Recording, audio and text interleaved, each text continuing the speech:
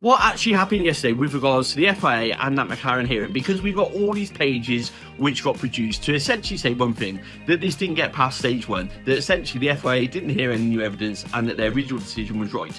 Now, McLaren, of course, I feel that are a little bit naive on this one. They've based their whole argument on the fact that the FIA got their original decision wrong. I mean, that's not like that's going to ever get legs and run, is it? Let's be honest about it. But ultimately, that's what their evidence is. They say they have evidence to say that Lando had already completed the move on Max. Therefore, the steward's decision is wrong because Max wasn't the car defending. He was actually the car overtaking, which changes the whole context of the corner because he would have had to give Lando room on the outside because he was actually overtaking, similar to the George Russell incident. That is what McLaren's argument is here. Essentially, they're saying that Lando had already passed Max and Max was retaking the position, therefore the steward's decision was fundamentally wrong.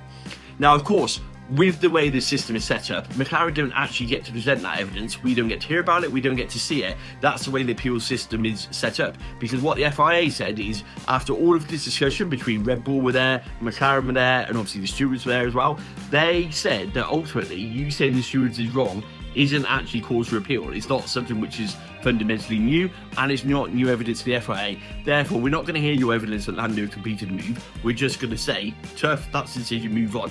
Rightly or wrongly, that's the way this system works, and that's the way it's going to be for the time being. So essentially, it kind of makes a mockery of teams trying to appeal these decisions. Whether or not they agree with it or not, surely the consensus now just has to be, let's just move on from it, because ultimately, the way the system is set up, you're not going to get any appeals heard. It never gets past stage one. I can't even sit here and remember the last time the FIA reopened their decision to have a look at it.